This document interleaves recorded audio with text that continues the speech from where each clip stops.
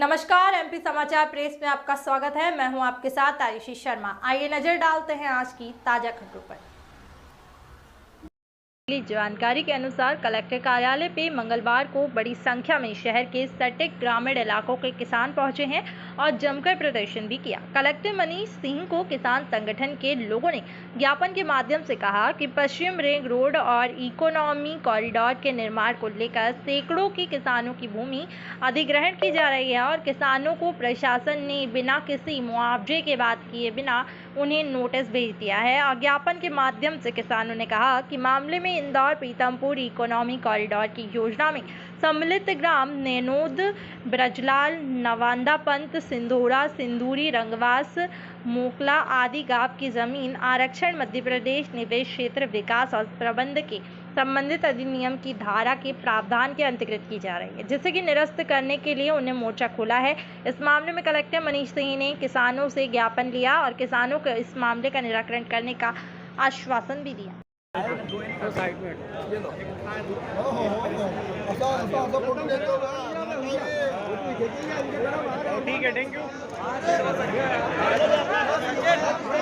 इंदौर नैनोन से पीथमपुर रोड तक 17 गांव जद में आ रहे हैं, जिसमें हमारे बीच में बगैर बैठे हमें नोटिस दे दिए गए।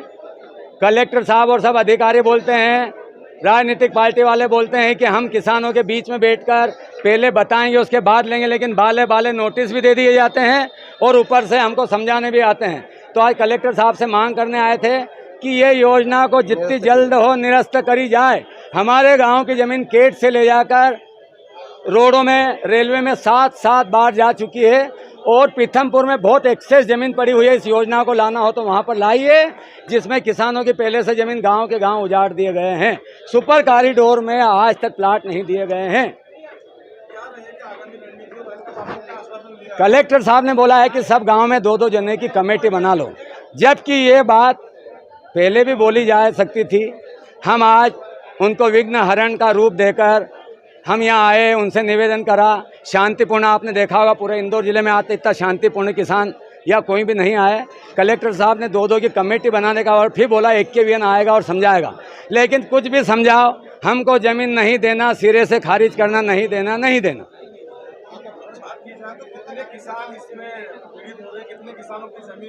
1200 किसान पीड़ित हो रहे हैं और 3200 एकड़ जमीन 2 करोड़ रुपए एकड़ की, जिसका यदि लैंड पुलिंग या कुछ भी करा जाए तो उसमें मुश्किल से 300 करोड़ रुपए देंगे, क्योंकि बहुत बड़ा स्कीम है।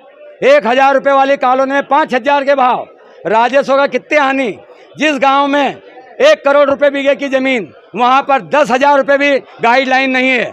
राजस्व इकट्ठा बहुत हो सकता है। इनका कहना हम तो कम करेंगे, जबकि सुप्रीम कोर्ट का आदेश है कि हर साल 5% गाइडलाइन बनाई जाए। क्योंकि हमारा अधिग्रहण करना है, इसलिए गुमराह करके गाइडलाइन कम की जाती है। इस योजना को पढ़े लिखे किसान, जो इंजीनियर और वकील है हमारे गांव में, वो सब समझ गए हैं। अब सिर्फ विश्वास है तो हमारे शिवराज जी पे किसान पुत्र, उनके तक सही बात जा नहीं पाई है और आप स्वयं पत्रकार बंधु हैं।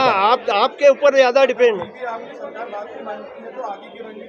कमिश्नर साहब के पास जाएंगे, उसके बाद में भोपाल में जाएंगे और चटनी रोटी खाएंगे, जमीन को बचाएंगे। मुकेश काका पटवारी, भूमि बचाओ सेना बनाई गई है, जिसमें पश्चिमी रोड पे भी अभी तो ले रहे हैं 55 एकड़ में। 55 गाँव, कोई आदमी 55 गांव की, वहाँ भी यही लूट। 500 एकड़ रोड की लेते तो लेके लिए उसी से पैसे इकट्ठे करके जमीन क्यों अधिग्रहण कर ले।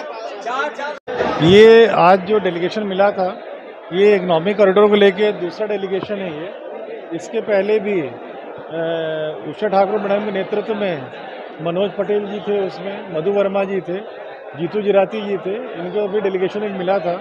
और इसमें बात यही हुई थी कि किसी भी, तब भी मैंने ये बोला था कि किसी भी किसान की सहमति के बगैर कोई ज़मीन नहीं ली जाएगी। ये बहुत ही महत्वाकांक्षी योजनाएं हैं, जिसमें किसानों को भी लाभ होगा, शहर के विकास में भी बहुत लाभ होगा। पर किसानों की सहमति ली जाएगी, उनके हस्ताक्षर जब तक नहीं हो जाएंगे सहमति पे, तब तक किसी किसान की ज़मीन नहीं ली जाएगी। इकोनॉमिक कॉरिडोर एक योजना है जो बीजासन मंदिर से धार रोड क्रॉस करते हुए और राव पीथमपुर रोड को क्रॉस करेगी, एबी रोड तक जाएगी। लगभग 6 to 8 लेन सर्विस रोड के साथ में ये सड़क बनेगी। दोनों तरफ 200 मीटर ज़मीन कॉरिडोर लिया गया है, उसमें उसका पूरी रोड की कीमत भी निकलेगी। और जो भूमि स्वामी हैं इनको एक फार्मूला रहता है जिससे ज़मीन वापस की जाती है। AKVN या MPIDC की बात करें, जो इसमें इम्प्लीमेंटिंग एजेंसी है, ये ज़मीन भी वापस करती है कुछ प्रतिशत और राशि भी देती है। उसकी राशि का भाग कम रहता है, ज़मीन का भाग ज़्यादा रहता है। जब इस प्रकार के विकास कार्य होते हैं, जैसा सुपर कॉरिडोर में देखने में आया या जैसी IDA ने अन्य स्कीम्स लगाई है भी, उसमें ज़मीनें वापस दी जा रही हैं।